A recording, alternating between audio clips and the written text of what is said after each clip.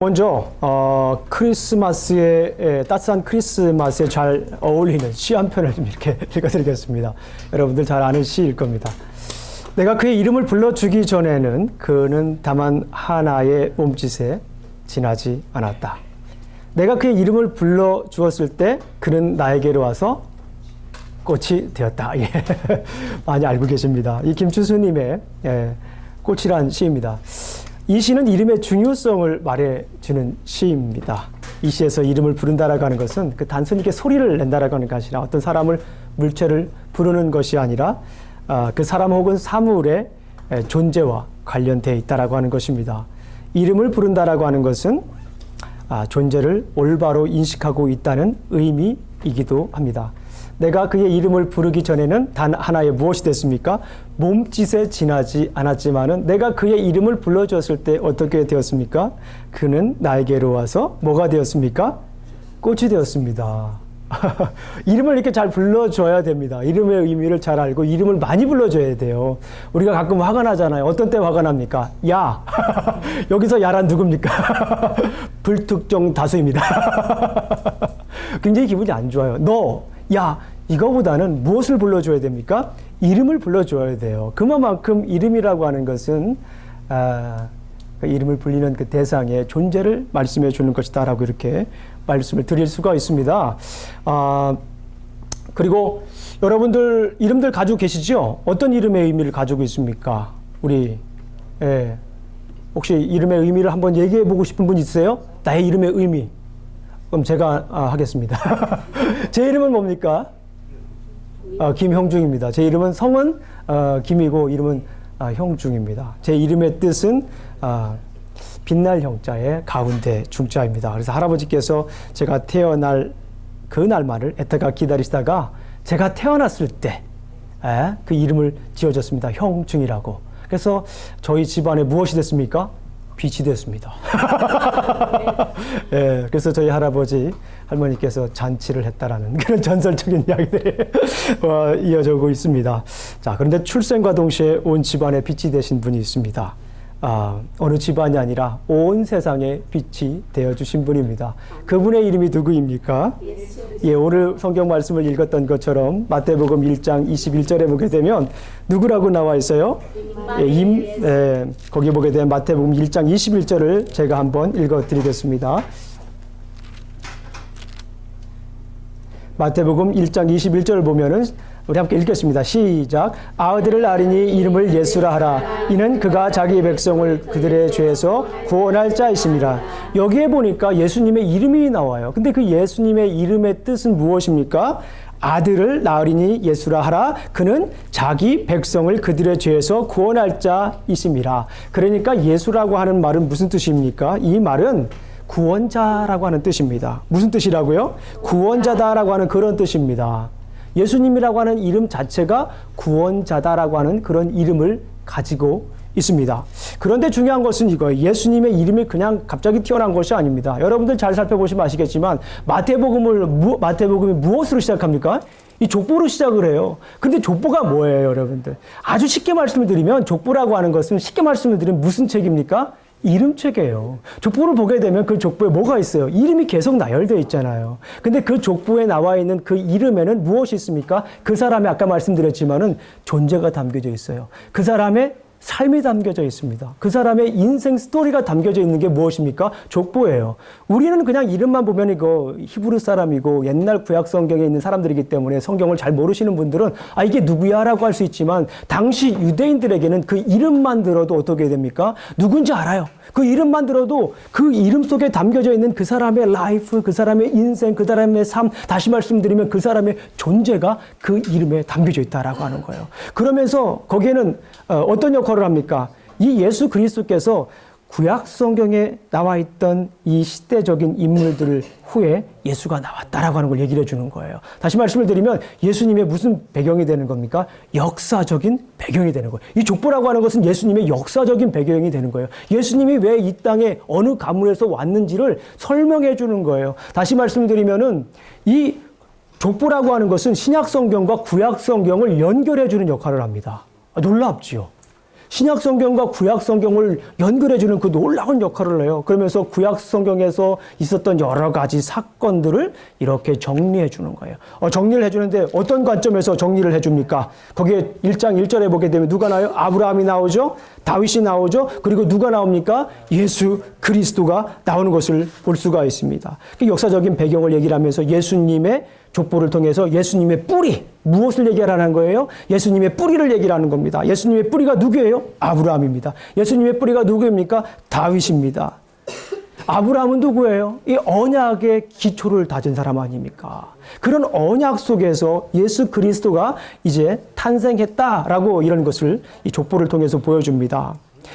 이 다윗 하면 떠오르는 게 뭐예요? 메시아. 그렇죠? 메시아. 그러니까 아브라함을 통해서 구약의 언약의 출발인 아브라함부터 나왔다라고 하는 거. 이 다윗을 통해서 이제 그 가기에서 누가 나왔다라는 거예요? 메시아가 나왔다라고 하는 것. 이것을 지금 보여주고 있는 거예요. 그런 역사적인 배경을 얘기한 다음에 이제 무엇을 하는 겁니까?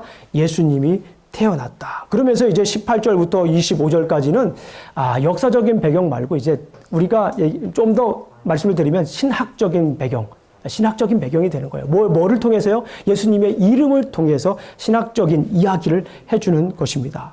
1장 21절에 보게 되면 한 아이가 출생하는데 천사가 이 아이에게 이름을 지어주죠. 근데 그 이름이 우리가 좀 전에 살펴보았던 것처럼 무엇이었습니까?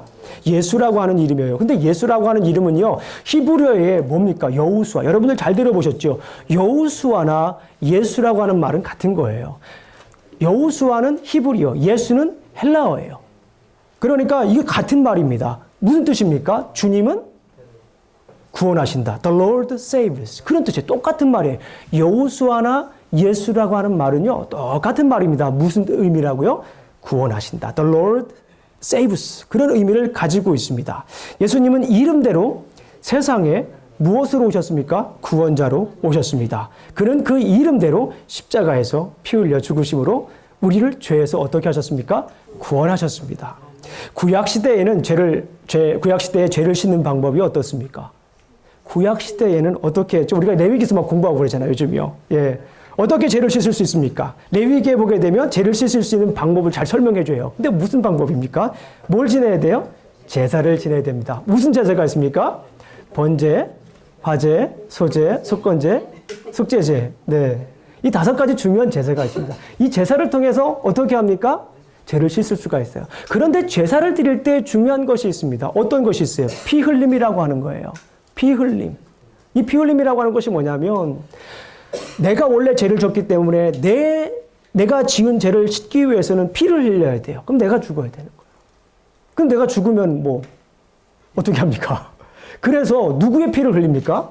짐승의 피를 흘리는 거예요. 짐승의 피를 흘려서 그 피를 흘린 거로 제사를 드리면 나의 죄가 깨끗해지는 거예요. 그래서 그게 뭡니까? 대속이라고 하는 거예요. 내가 속해하는 게 아니라 대속이라고 하는 거예요. 죄가 있는데 그 동물의 피를 씻으면 그 죄가 없어지고 그것이 깨끗해진다라고 하는 거예요. 그것이 거룩해진다라고 하는 거예요. 그래서 죄인인 인간이 거룩한 하나님과 어떻게 교제를 합니까? 죄가 있으면은 할 수가 없잖아요. 점점 하나님과 멀어질 수밖에 없습니다. 그래서 그 죄를 씻으려면 어떻게 해야 된다고요?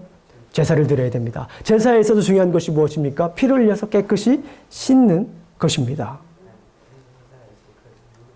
원래 자신의 피를 흘려야 하는데 제물을 드려서 그 피로 대신 죄를 씻을 수 있습니다. 동물의 피로 죄를 씻었습니다. 그런데 예수님께서 십자가에서 피 흘려 돌아가셨습니다. 아멘. 누구의 죄를 위해서? 나의 죄를 위해서. 누구의 죄를 위해서? 나의 죄를 위해서. 십자가에 못 박혀 돌아가셨습니다. 돌아가신 이후에는 우리가 죄를 지을 때마다 옛날처럼 동물을 잡아다가 제사를 드려야 됩니까? 아니면은 다르게 예배를 드려야 됩니까? 더 이상 우리는 어떻게 해야 됩니까? 예배를 그렇게 제사를 드릴 필요가 없어요. 히브리서 9장 12절 말씀에 보게 되면 염소와 송아지로 하지 아니하고 오직 자기의 피로 영원한 속죄를 다루사 단번에 영원한 속죄를 이루사 단번에 성소에 들어가셨느니라. 아멘. 단번에 영원한 제사를 드린 거예요. 예수 그리스도께서 십자가에 못 박혀 돌아가심으로. 그러니까 예수님이 십자가에 못 박혀 돌아가신 이유가 뭐예요? 구약 시대부터 내려오던 그 전통을 가지고 이스라엘 백성들에게 시청각 교육을 한 거예요. 내가 대신 피를 흘린다. 내가 대신 뭐 한다? 대속한다. 내가 그 대속제물이 된다. 내가 그 어린 양이 된다라고 하는 거예요. 내가 그 죄를 너를 위해 너희들의 죄를 위해서 십자가에서 피 흘렸기 때문에 이제 더 이상 피를 흘릴 필요가 없다라는 거예요. 단번에 영원한 제사를 드렸다라고 이렇게 말씀을 드리고 있습니다. 그리고 히브리서 10장 14절 말씀을 보게 되면 한 번의 제사로 영원히 온전하게 하셨다라고 하는 거예요. 예수 그리스도께서 십자가에 못 박혀 돌아가심으로 단번에 영원한 제사뿐만 아니라 온전한 제사를 드리게 되는 것입니다. 아멘. 복음의 심판이, 복음의 메시지가 줄기차게 흐르는 로마서의 말씀을 우리가 한번 보겠습니다. 로마서 3장 21절, 저를 한번 보세요. 로마서 3장 21절 전에는 로마서는 모든 사람이 죄인이라고 해요. 죄인은 없나니, 의인은 없나니, 모두가 다 죄인이라고 선포하는 게 로마서 3장 21절 전까지예요. 만약에 로마서가 3장 20절까지 딱 끝났으면 우리는 모든 죄인이에요. 거기서 머무를 수밖에 없어요. 그런데 로마서 3장 21절에 보게 되면 그러나라고 해요. 이제는이라고 번역이 되어 있어요. 그런데 이제는 이렇게 우리 성경에 번역되어 있지만 영어 성경을 보게 되면 but now, 그러나 이제, 지금부터, 그러나 지금부터. 그런데 헬라어 성경을 보게 되면 many day라고 하는 말이 있어요. 이 헬라어 성경을 언어를 제가 이 문맥에 맞춰서 번역하라고 그러면 저는 이제는이라고 절대 번역하지 않습니다. 제가 저보고 번역을 하면 문맥을 고려해서 번역하면 그러나 바로 이 순간부터는, 따라 한번 해보겠습니다. 그러나 바로 이 순간부터는. 맞아요. 3장 20절까지는 모든 사람들이 다 죄라고 얘기를 하는데 3장 21절 바로 이 순간부터는 이제 뭐가 되는 겁니까? 의인이 되는 거예요. 누구를 통해서? 예수 그리스도를 통하여서. 예수 그리스도께서 십자가에 못 박혀 돌아가심으로 화목제가 되었기 때문에 예수 그리스도를 믿는 사람에게는 어떻게 되는 겁니까? 이제 의인이 되는 겁니다. 옛날에는 사람을 법정에서 죄가 있으면 죄인이에요. 그러면 그 사람을 법정에 서가지고 신문을 합니다. 그러면 죄가 없으면 그 사람을 뭐라고 얘기를 했습니까? 의인이라고 얘기를 했어요. 그게 의인이라고. 당시에는 그런 의미가 있었습니다. 그렇기 때문에 예수 그리스도를 믿음으로 말미암아서 그 피로 죄가 깨끗이 씻어지면 뭐가 되는 거예요? 이제는 더 이상 죄가 없다라고 선포가 되고 그것이 의인이라고 선포가 되는 것입니다. 아멘. 모든 사람이 죄를 범하였으면 하나님의 영광에 이르지 못했어요. 하나님의 영광에 이르지 못했다라고 하는 건 뭐예요? 죄가 있기 때문에 하나님과 교제할 수가 없어요. 하나님과 교제할 수 없는 것은 무엇입니까? 하나님과 떨어져 있는 거예요. 하나님과 분리된 거예요. 이걸 우리가 뭐라고 합니까? 죄라고 해요. 이 죄 때문에 뭐가 되는 겁니까? 사망이 되는 겁니다. 그런데 우리가 이 죄를 씻으려면 어떻게 해야 돼요? 예수 그리스도를 믿음으로 말미암아서 우리가 어떻게 되는 거예요? 이 죄가 깨끗이 되고 의롭게 되는 것입니다. 하나님과 분리된 삶이었지만, 죄인된 삶이었지만은, 그러나 그리스도 안에 있는 속량으로 말미암아 하나님의 은혜로 값없이 의롭다 하심을 얻은 자가 되었느니라고 선포하는 것입니다. 그리고 로마서 4장을 보십시오. 로마서 4장을 보게 되면 아브라함의 예를 듭니다. 아브라함이 믿음의 그것이 그에게 뭐로 여겨졌더라? 의로 여겨졌더라. 이게 로마서 4장이에요. 아브라함의 말씀을 가지고 이 의롭게 된 것, 죄를 깨끗이 사함받은 것, 믿음으로 의롭게 된 것을 아브라함의 예를 들어서 설명을 하는 거예요. 아브라함이 행위로 된 게 아닙니다. 아브라함이 어떻게 하니까 믿음으로 말미암아서 아브라함이 믿음의 조상이 되었다라고 선포하는 것이 로마서 4장입니다. 그리고 로마서 5장과 6장과 7장과 8장을 정리해 드리겠습니다. 그 다음부터는 자유의 선포가 되는 거예요. 오늘 우리 칸타타 하면서 막 울려 퍼졌잖아요. 내년에는 막 심판이가 있어가지고 우리가 같이 이렇게 막 심판이로 찬양을 막 하나님의 영광 빌렸으면 좋겠어요. 원래 계획을 했었는데 좀 되질 않았어요. 그러나 이제 로마서 5장부터는 마치 이 심판이로 모든 우주가 하나님을 찬양하는 그런 놀라운 웅장한 메시지가 선포되는 거예요. 로마서 5장 말씀, 예수 그리스도를 통하여서 하나님의 진노로부터 뭐 되었다? 해방되었다. 죄가 깨끗이 됨으로 하나님의 진노로부터 해방되었다라고 선포되는 것이 로마서 5장 말씀이에요. 로마서 6장 말씀은 뭡니까? 그동안에 있던 모든 죄들이 예수 그리스도를 통하여서 죄 사함을 받았다라고 선포되는 것이 로마서 6장 말씀입니다. 아멘. 그리고 로마서 7장에 있는 말씀이 뭐예요? 율법으로부터, 과거의 율법으로부터 모든 것이 해방되었다라고 선포되는 것이 예수 그리스도를 통하여서 자유함을 누리게 되었다라고 선포되는 것이 로마서 7장입니다. 로마서 8장 말씀은 무엇입니까? 제가 여러 번 말씀드리지만 로마서 8장은 죄와 사망으로부터 뭐가 되는 거예요? 해방되었다라고 선포되는 것이 로마서 8장에 있는 말씀이에요. 로마서 8장 후반절의 말씀을 보면 그렇잖아요. 누가 우리를 그리스도의 사랑에서 끊으리요? 누가 우리를 그리스도의 사랑에서 끊으리요? 환난이나 공고나 핍박이나 위험이나 적신이나 칼이나 높음이나 낮음이나 기쁨이나 천사나 그 어떤 것일지라도, 이 세상에 있는 그 어떤 것일지라도 그리스도 안에 있는 하나님의 사랑에서 끊을 수 없다라고 선포되는 것입니다. 아멘. 이것이 로마서의 메시지예요. 예수 그리스도께서, 그리고 이것이 예수 그리스도께서 이 땅에 오신 목적입니다. 우리는 더 이상 죄로부터, 더 이상 죄의 굴레에서 있지 않을 수 있습니다. 우리는 이제 그 죄로부터 벗어났습니다. 아멘. 예수 그리스도의 이름의 뜻이 무엇입니까? 예수께서 이 땅에 오신 존재의 이유가 무엇입니까? 예수님은 우리를 구원하기 위해 이 땅에 오셨습니다. 예수님은 구원자이십니다. 예수님만이 우리의 죄를 해결하실 수 있습니다. 나는 길이요 진리요 생명이니 나로 말미암지 않고는 아버지께로 올 자가 없느니라. I'm the way, the truth and the life. No one comes to the Father except by me. 예수님으로 말미암지 않고는 하나님 나라에 갈 수가 있는 사람이 없습니다. 왜냐하면 예수 그리스도가 구원자이기 때문에 그렇습니다. 우리가 구원받을 수 있는 일을 한번 얘기해 보십시오.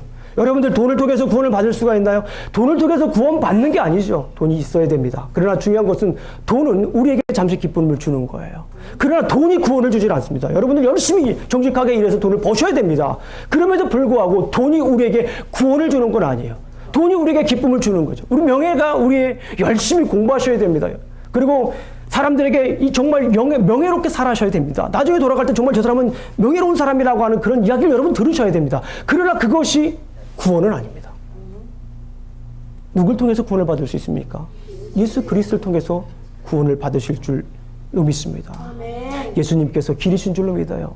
예수님께서 생명이신 줄로 믿습니다. 우리가 예수님을, 구원자 예수님을 우리 마음속에 믿으면 이게 은혜예요. 어떤 많은 사람들은 예수 그리스도가, 내가 예수 그리스도를 알면 구원받는다고 생각을 해요. 그래서 복음 한 30분 전에 전하고 영접하면 구원받았다? 글쎄요. 하나님과의 관계이기 때문에 제가 알 수는 없습니다만 좀 곤란합니다. 구원이라고 하는 것은 여기에서 그치는 것이 아닙니다. 구원이라고 하는 것은 무엇입니까? 이제 구원받은 이후에 우리의 삶도 매우 중요한 거예요. 우리가 구원받았다라고 하는 것을 우리가 다른 말로 한번 표현하면 이렇습니다. 구원받은 삶은 무엇이냐면 이제 우리가 무슨 자녀가 되었다라고 하는 것입니까? 하나님의 자녀, 무슨 자녀 또? 그렇죠. 빛의 자녀가 된 거예요. 구원받은 것은요, 빛의 자녀가 된 거예요. 그래서 우리가 에베소서 지금 새벽 강해를 하고 있지만 에베소서 5장 8절을 보게 되면 너는 무슨 자녀라? 빛의 자녀라고 얘기를 합니다. 구원받았다라고 하는 것은 나만을 위한 것이 아닙니다. 빛이라고 하는 것이 뭐예요? 빛이라고 하는 것은 무슨 속성을 가지고 있습니까? 그냥 빛은 그냥 나만 비출래 하고서 있을 수 있습니까? 그거 아니잖아요. 빛이라고 하는 것은 그 속성이 뭐예요? 밝히는 것입니다. 그래서 마태복음을 보게 되면, 마태복음을 쫙 개관을 하게 되면, 그 개관할 시간이 없잖아요, 지금요. 마태복음의 핵심은 좀 여러 가지가 있지만, 마태복음은 산상수훈이 핵심입니다. 그런데 산상수훈을 가만히 이렇게 묵상을 해보고 연구해보고 여러 번 읽어보고 해서 차트를 제가 만들어 봤는데, 산상수훈 구조를 제가 한번 만들어 봤습니다. 그런데 산상수훈의 thesis statement, 산상수훈의 정말 중요한 말씀이 뭐냐면, 너희는 세상의 빛과 소금 좀 있다 하고, 너희는 세상에 뭐치라? 빛이라는 거예요. 우리가 빛의 자녀라고 하는 것은 무엇이에요? 내가 이미 뭐가 됐다라고 하는 것이에요. 빛이 됐다라고 하는 거예요. 뭡니까? 예수님이 이 세상에 오셨을 때 뭐라고 얘기했어요? 나는 세상의 빛이라고 말씀하셨어요. 하나님께서 이 세상을 천지를 만드실 때 뭐 했어요? Let there be light. 첫 번째 날 뭘 만들었습니까? 빛을 만들었잖아요. 빛이라고 하는 것은 그만큼 중요한 거예요. 빛, 어둠을 밝힌 거예요. 예수 그리스도를 믿는다라고 하는 것은 나 혼자 은혜 받으려고 교회 다니는 거 아닙니다. 반쪽짜리 복음이에요. 무엇입니까? 내가 빛의 자녀가 되었다라는 거예요. 빛의 자녀가 됐다라고 하는 것은 내가 빛을 비추어야 됩니다. 마태복음을 보게 되면, 마태복음 5장 14절 말씀을 보게 되면, 너희는 세상의 빛이라. 산 위의 동네가 숨기지 못할 것이요, 사람들이 등불을 켜서 말 아래 두지 아니하고 등경에 두나니 이러므로 집안의 모든 사람에게 비추니라. 이같이 너희의 빛이 사람 앞에 비추게 하여 그들로 너희 착한 행실을 보고 하늘에 계신 너희 아버지께 영광을 돌리게 하라. 아멘. 예전에는 우리가 어둠의 자식이었을 수도 있습니다. 그러나 이제 우리는 예수 그리스도를 믿음으로 말미암아서 무슨 자녀입니까? 빛의 자녀예요. 아멘. 옆에 분들 한번 보고 말씀하겠습니다. 빛의 자녀이십니다. 빛의 자녀이십니다. 자, 또 한번 얘기하겠습니다. 빛을 내며 사시길 축원합니다. 아멘. 빛을 내야 돼요. 빛이 빛을 발하지 못하면 빛이 아닙니다. 빛을 발해야 됩니다. 어둠을 밝혀야 돼요. 그러니까 이거예요. 중요한 건 뭐냐면 예수님께서 이 땅에 오셔서 우리를 구원하신 목적은 나만을 위한 것이기도 하지만 더 중요한 것은 뭐냐면 이제는 우리가 깨달아야 돼요. 빛의 사명을 감당해야 됩니다. 그러니까 뭡니까? 어두운 곳이 있어요. 그러나 빛의 자녀인 내가 그곳에 가면 그것은 어떻게 되리라? 환하게. 아멘. 환하게 되리라. 아멘. 몇만 년 걸친 어둠의 동물이었을지라도 내가 그곳에 가기만 하면 어떻게 되리라? 환하게 되리라. 말씀 잘하셔야 돼요. 저 잘못 들으면 환하게 되리라. 예, 환하게 되리라. 예, 죄송합니다. 환하게 외쳐지. 빛의 속성입니다. 어디를 가나 그곳에 가게 되면 구원받은 사람 빛의 자녀는 비추는 거예요.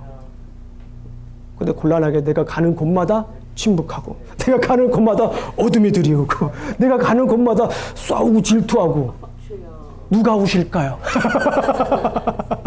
우리 주님이 마음 아파하시는 거예요.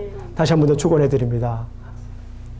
나는 빛의 자녀입니다. 나는 빛의 자녀입니다. 나는 빛입니다. 나는 빛입니다. 빛의 사명을 감당하겠습니다. 빛의 자녀를 감당하겠습니다. 예수님이 이 땅에 오신 목적 그것입니다.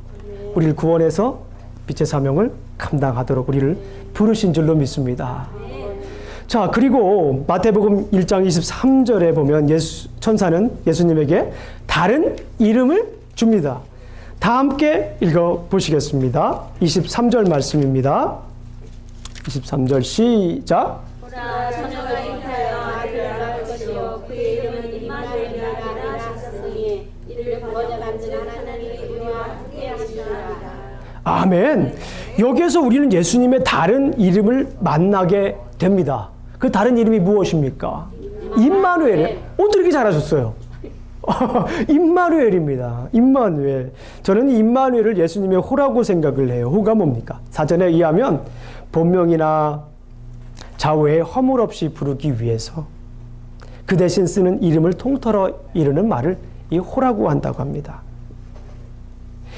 임마누엘은 예수님의 호나 다름이 없습니다. 마치 우리가 잘 아는 것처럼 뭐 다산 정약용 하면 다산이 이렇게 그 호지 않습니까? 이제 우리는 예수님을 부를 때 뭐라고 부를 수 있습니까? 임마누엘 예수. 예수님이 본명이고 임마누엘은 호예요. 그러니까 임마누엘 뭐라고 부를 수 있다? 예수다라고 이렇게 부를 수가 있는 것입니다. 임마누엘 뜻이 무엇입니까? 하나님은 예, 임마누엘이라고 하는 것은 히브리어입니다. 히브리어. 임마누엘. 임이라고 하는 것은 with라고 하는 뜻이에요. with. 누라고 하는 건 us. 엘은 무슨 뜻일까요? 너무 잘하셨습니다. 엘은 하나님이에요. 그러니까 원래 God with us 그런 말이에요. 조금 더 문장을 만들면 God is with us. 하나님이 우리와 뭐 한다? 함께 하신다라고 하는 말씀입니다. 하나님은 언제부터 우리와 함께 하셨을까요? 예? 태초에부터. 또 언제부터 우리와 함께 하셨을까요? 예수님 오셨을 좀 생각 많이 하셔야 될 것 같은데. 곤란한 질문 같지만은 에베소서 1장 4절 말씀에 보게 되면 창세 전에 우리를 뭐 하셨어요? 택하셨습니다. 창세 전. 창세 전에 우리를 택하셨다. 우리와 함께 하셨다라고 하는 건 뭐예요? 창조 이후에 사람들이 너는 이것 많고 저것 많고 너 이거 잘하고 다른 사람은 이거 잘하고 막 자랑하고 그러는데 그런 거 저런 거 다 어떻게 한다는 거예요? 무효화시킨 겁니다. 하나님께서. 리부팅, 재부팅 시켜가지고 창세 전까지 다 끌고 가가지고 원초적으로 하나님께서 처음 얼마나 우리를 사랑하셨는가를 그냥 보여주는 거예요. 이것은 하나님의 사랑의 깊이. 아멘? 측량할 수가 없는 하나님의 사랑이에요. 창세라고 하면 그때 뭐 우리 많은 사람들이 5,000년, 6,000년, 몇만 년, 몇십억 년 얘기하지만 그 길이가 정해져 있어요. 그러나 창세 전부터 우리를 사랑하셨다라고 하는 거예요. 이거를 우리가 알았어야 됩니다. 이것을 그냥 아는 것이 아니라 이거를 깨닫는 거예요. 이거를 깨닫는 겁니다. 그래서 은혜라고 하는 것은 깨닫다라는 의미도 있습니다. 우리가 아무리 머리로 이것을 이해하려고 따져도 되지가 않죠. 그때는 어떻게 합니까? 믿으셔야 돼요. 아멘. 그냥 이게 무조건 내가 뭐 나의 이성과 관계없이 내가 딸려가는 것이 아니라 한번 해보십시오. 내가 그것을 믿으면 하나님의 자녀가 되는 줄로 믿습니다. 아멘. 이게 놀라운 복이에요. 내가 그걸 믿어야 돼요. 혹시 이 자리에 그런 분 없을 텐데요. 내가 그걸 아직도 좀 믿기가 좀 힘들다라고 하시는 분은 그냥 크리스마스니까 김영준 목사 얘기 한번 그냥 들어보세요. 그냥 한번 오늘 믿어보자. 이런 거 저런 거 내려놓고 한번 믿어보자. 그러면 하나님께서 그 은혜가, 감당할 수 없는 은혜가 쏟아질 줄로 믿습니다. 아멘. 하나님께서는 창세 전부터 우리와 함께 하셨습니다. 아멘. 아멘. 우리를 죄에서 구원하셨을 뿐만 아니라 거기에서 끝난 것이 아니라 구원하신 이후에도 누구와 함께 하십니까? 우리와 함께 하시는 거예요. 구원받은 구원과 한 것 거기서 끝나는 게 아닙니다. 그 이후에도 우리의 삶을 책임져 주시는 분이 바로 예수님입니다. 예수님은 그 이름대로 구원 이후도 우리와 함께 하셨습니다. 예수님은 우리와 함께 하십니다. 아멘. 우리의 상황이 어떠하든지 예수님은 우리와 함께 하십니다. 아멘. 아멘. 마태복음은요, 놀랍습니다. 마태복음 1장을 보게 되면 이 임마누엘이 나오잖아요. 예? 그런데 맨 끝에는 뭐가 나올까요? 거기도 임마누엘이 나와요. 마태복음을 저는 집 짓는 걸 좋아합니다. 차트 그리는 걸 좋아해요. 그래서 제가 마태복음을 가지고 집을 그렸는데요. 마태복음 지붕. 제 지붕 괜찮죠? 마태복음 빛의 자녀라고 하는 말씀 아까 나눴지만 제 이마가 굉장히 성경적인 이마입니다.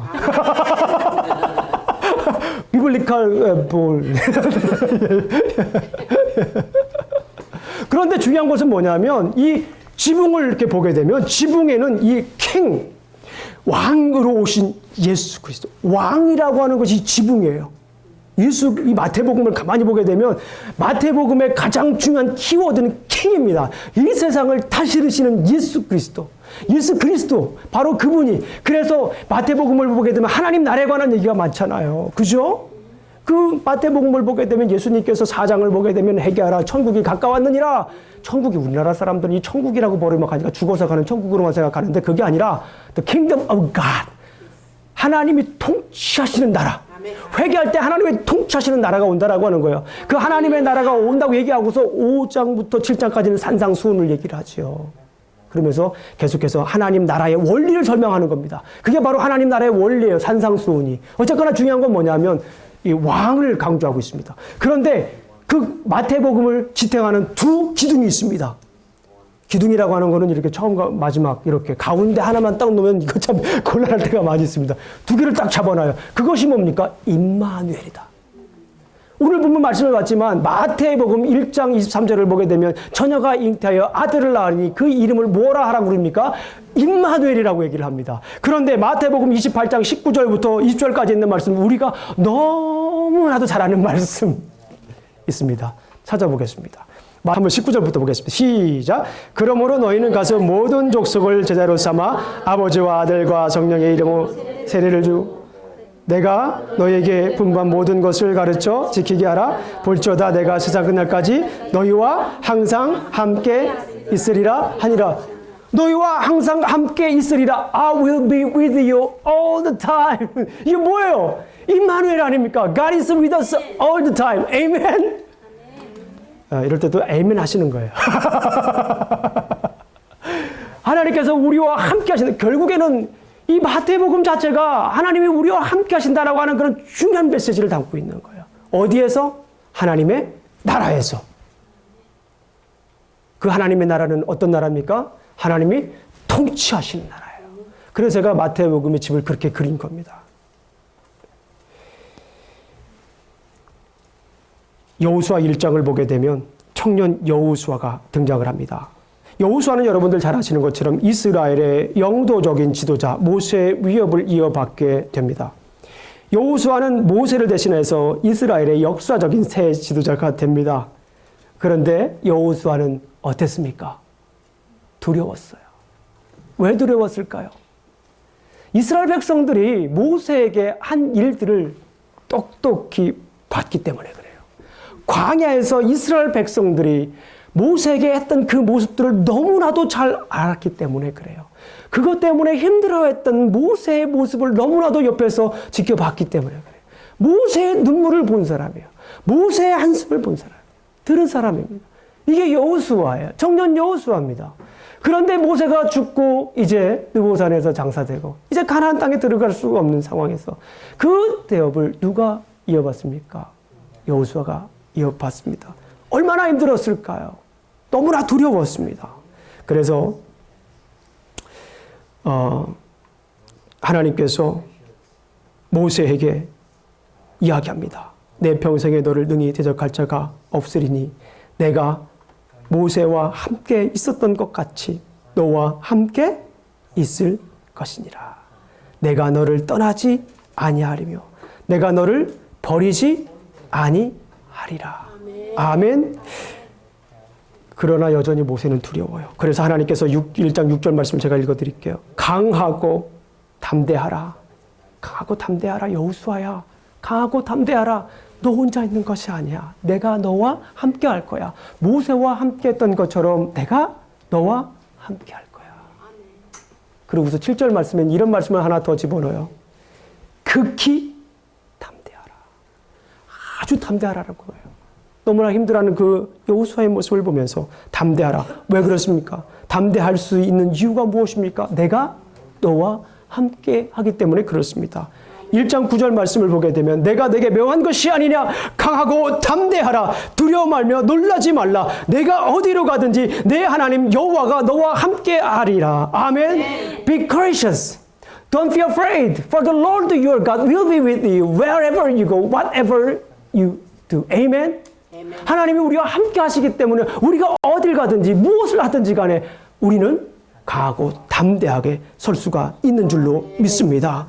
오늘날 많은 사람들이 병 중에 하나가 고독입니다. 따돌림입니다. 많은 사람들이 괴로움과 고독 안에서 울고 있습니다. 교통도 발달하고 매스미디어도 발달하고 SNS도 발달되어서 더 많은 사람들이 정보도 나누고 서로 공유하면서 함께 더불어 사는 것 같지만 그 속에서도 오히려 더 많은 사람들이 고독과 따돌림과 외로움 속에 살고 있다라고 하는 것입니다. 중요한 것은 무엇입니까? 하나님께서 누구와 함께 하십니까? 나와 함께 하시는 줄로 믿습니다. 하나님께서 예수님을 이 땅에 보내주시어서 이제는 예수님을 통해 우리와 뭐 하십니까? 동행하십니다. 이스라엘 백성이 광야 생활하는 동안에도 구름 기둥과 불 기둥으로 이스라엘 백성과 함께 하셔서 이스라엘 백성을 인도하신 것처럼 지금 우리와 함께 하셔서 우리를 인도하십니다. 예수님은 하나님께서 아브라함, 이삭 그리고 야곱과 함께 하셨던 것처럼 지금 우리와 함께 하셔서 우리의 도움이 되시는 줄로 믿습니다. 예수님은 그 예수님의 이름대로 임마누엘의 그 이름대로 우리의 상황이 어떻든지 간에 제가 구체적으로 다 나열하지 않더라도 우리와 여전히 함께 하십니다. 그런데 중요한 것이 있습니다. 우리만 예수님과 함께하는 것으로 끝나서는 안 되죠. 그리스도인의 사명을 다하는 것이 아닙니다. 나의 외로움을 달래고 나와 함께하신 주님을 찬양하고 내가 힘들고 어렸을 때 나와 함께 하셔서 나를 일으키셨던 주님의 이름을 높이는 것도 매우 중요합니다. 그러나 이것은 반쪽짜리입니다. 무엇을 해야 됩니까? 내가 무엇이 되어야 됩니까? 내가 다른 사람과 함께 해야 돼요. 내가 예수님이 나와 함께 하셨던 것처럼 내가 힘들고 어렸을 때 나와 함께 하셨던 것처럼 내가 다른 사람과 함께 해야 됩니다. 나의 도움의 손길이 필요한 사람들과 함께 해야 되는 줄로 믿습니다. 마태복음 5장 13절의 말씀을 보게 되면 너희는 세상의 소금이라고 말씀하신 후에 그 전에 너희는 세상의 빛이라고 말씀하기 전에 또 무슨 말씀을 했습니까? 너희는 세상에 뭐라고 말씀합니까? 소금이다. 제가 이 예수님의 말씀을 예수님의 그 이름을 묵상을 해봤어요. 가만히 묵상을 해보니까 이 구원자라고 하는 것은 세상의 빛이라고 하는 말씀과 같다라는 생각이 들었습니다. 그리고 임마누엘이라고 하는 것은 뭐냐면 너희는 세상의 무엇이라? 소금이다라고 하는 거예요. 가만히 이 말씀을 가지고 묵상을 해봤습니다. 그런데 세상의 빛이라고 하는 구원자라고 하는 건 세상의 빛을 비춰주는 거예요. 어둠을 물려주는 겁니다. 자유함을 주는 거예요. 그러나 이 임마누엘이라고 하는 것은 뭡니까? 함께 있다는 것은 너희는 세상의 소금이라고 하는 거예요. 이 소금의 속성이 무엇입니까? 예, 맛을 내는 거예요. 부패를 강조하는 겁니다. 맛을 내는 거예요. 소금이 맛을 내면 어떻게 해야 돼요? 그곳에 가서 녹아버려야 돼요. 나는 소금이니까. 비싼 소금, 그때 당시 굉장히 비쌌죠. 소금이니까 녹지 않을 거야. 나는 이대로의 모습을 그대로 간직하고 소금으로서의 사명을 감당할 거야. 라고 할 수 있습니까? 그건 소금이 아니라 그걸 우리는 뭐라고 해요? 돌이라고 하죠. 돌이에요. 그건 소금이 아닙니다. 뭐예요? 내가 사람들과 함께 뭐 해야 됩니까? 녹아야 돼요. 아멘? 그것이 임마누엘의 사명입니다. 다시 말씀을 드리면 구원자라고 하는 예수님의 이름의 뜻이라는 무엇입니까? 세상의 빛이 되라는 거예요. 임마누엘은 뭡니까? 소금의 사명을 감당하라는 거예요. 같이 해서 부패를 방지하잖아요. 썩는 걸 방지하잖아요. 그렇잖아요. 이것이 우리가 살아야 할 사명인 줄로 믿습니다. 소금이라고 하는 것은 이 정결을 넘어서 성결의 의미를 가지고 있잖아요. 따라해 보겠습니다. 나 때문에 다른 사람의 삶에 맛이 있어야 한다.